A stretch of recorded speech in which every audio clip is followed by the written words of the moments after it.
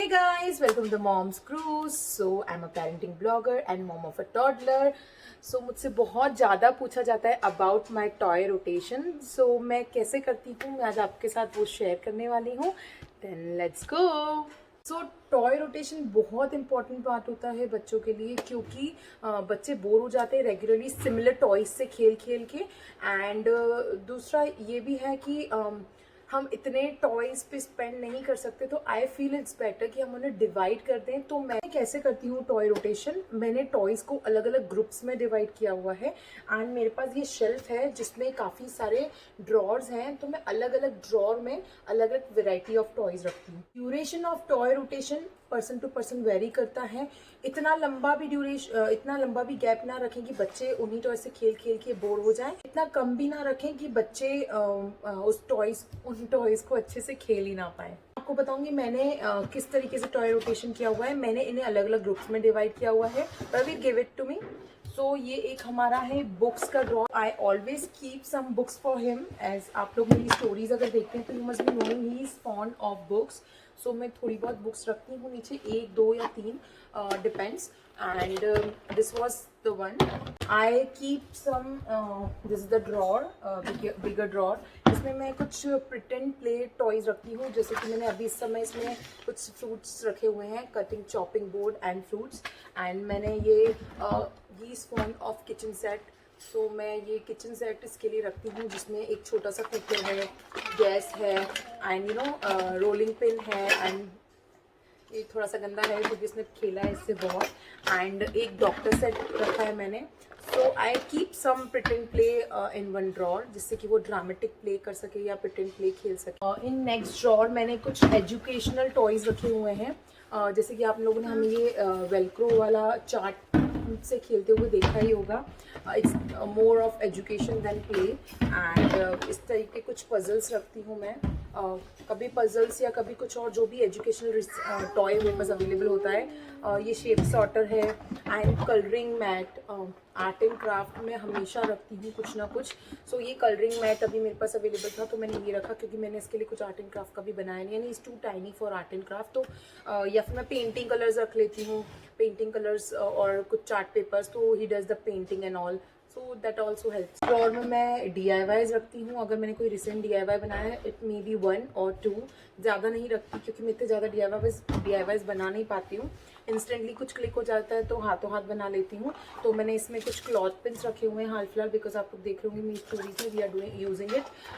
Beads and ये pipe cleaner रखा हुआ है. एंड मैंने इसी में कुछ, अभी हम मैग्नेटिक प्ले कर रहे थे तो मैंने ये पिन्स भी रखे हुए, पेपर पिन्स. एंड साथ ही में मैंने इसमें एक बॉक्स रखा हुआ है. इस तरीके की चीज़ें रखी है, जैसे कि dummy mobile phone, charger, remote control, switches.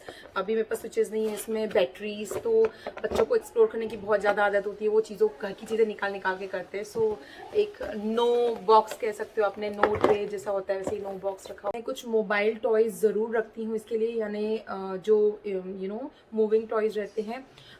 Battery operated toys I really prefer. अगर कुछ न्यू है जो उसके पापा लाए हैं तो आई गिव हिम. अदरवाइज मैं इस टाइप की कार्स वगैरह रख देती हूँ, बिकॉज ही लाइक्स कार्स. तो कुछ मोबाइल टॉयज हो जाते हैं like educational, art and craft and pretend play. इस तरीके के ग्रुप्स में डिवाइड हो गया.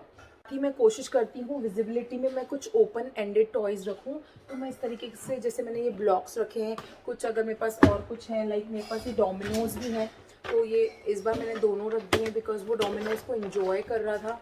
तो मैंने डोमिनोज भी रख दिए हैं एंड ब्लॉक्स भी रख दिए हैं. कोई न्यू टॉय आता है तो मैं उसे हमेशा ऊपर रखती हूँ ताकि उसका ध्यान जाए. एंड हाँ, थोड़ा सा ओवरवेलमिंग हो जाता है but he loves it, he literally loves it. तो मैं एक न्यू टॉय हमेशा ऊपर रखती हूँ. एंड साथ ही में मैं आपको देखिए यहाँ पे वाइट बोर्ड लगाया हुआ है. We also have black board. And हाँ, मैं कोई ना कोई बोर्ड तो मुझे लगता है कि होना चाहिए कुछ भी टीच करने के लिए. तो मैं एक बोर्ड लगा के रखी हूँ यहाँ पर. मैं कोशिश करके कुछ म्यूज़िकल टॉयज़ रखती हूँ. इसमें अभी बैटरीज नहीं है क्योंकि इसने बैटरीज निकाल दी हैं. So I keep some musical toy अगर मेरे पास अवेलेबल है, क्योंकि उससे बेबीज़ बहुत काम होते हैं एंड इतना सारा गुस्सा भी निकाल लेते हैं कई बार. साथ ही साथ मैंने उसके लिए एक ये टेबल रखा हुआ है एंड एक चेयर है छोटा सा. सो अगर कुछ टेबल चेयर पे बैठ के एक्टिविटी करनी होती है तो हम वैसे कर लेते हैं। एंड साथ ही में उसकी ये ट्राइसिकल एंड कार है। Usually I keep one of them यहाँ पर, बट अभी उसे वो दोनों ही चाहिए रहते हैं। He is obsessed with both of them. So मैं ज़्यादा उसको छेड़ती नहीं हूँ। ये मेरा तरीका था टॉय रोटेशन का। इसके अलावा लोग अलग अलग तरीके से ट्राई करते हैं। टॉय रोटेशन आपकी मर्जी से होना चाहिए। आप चाहे तो इसे 1 वीक के लिए कर सकते हैं, फॉर जस्ट 1 नाइट कर सकते हैं, फॉर 2 वीक्स कर सकते हैं और अ मंथ कर सकते हैं। मैं यूजुअली 2 वीक्स का गैप रखती हूँ, क्योंकि मुझे लगता है कि 2 वीक्स का गैप मुझे चाहिए होता है, क्योंकि मैं इतनी जल्दी जल्दी रोटेट नहीं कर सकती। कुछ लोग मंथली भी करते हैं, बट मुझे लगता है मंथली बहुत ज़्यादा लंबा हो जाता है। बट रिसेंट सिनेरियो में कई बार मैं भी डिले हो जाती हूँ, सो इट्स ओके। जो मैं आपको बताना चाहूँगी टॉय रोटेशन के लिए, अगर आपके बेबी को कुछ टॉयज़ बहुत ज़्यादा पसंद है, वो ऑब्सेस्ड है उनको लेकर, तो आप अपने रूल्स चेंज कर सकते हैं। कुछ टॉयज़ अगर आप वापस अब उसकी शेल्फ में रखे रहने देंगे तो there is no harm, it's okay. कई बार टॉय रोटेशन करने के बाद बच्चा ओवरवेल्म हो जाता है, दैट इज़ नॉर्मल। एंड कई बार ऐसा होता है कि सारे टॉयज़ एक साथ एक ही दिन में उसे खेलने होते हैं, दैट इज़ ऑल्सो नॉर्मल। आप एक सेट बना सकते हो कि ये सारे ग्रुप्स का आप सारे टॉयज़ अलग रख दीजिए एंड एक सेट बना लीजिए कि ये सेट मुझे अभी रखना है।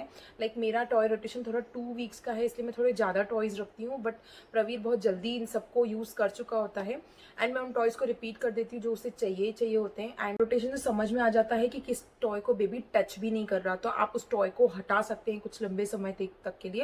एंड आप ट्राई भी कर सकते हैं लेटर उसको वापस रखकर कि कभी बच्चे को इंटरेस्ट डेवलप हो गया हो। आपका अगर कोई नेबर फ्रेंड है तो आप उसके साथ अपने टॉयज स्विच कर सकते हैं, जिससे कि बच्चे को वैरायटी मिल जाती है टॉयज की।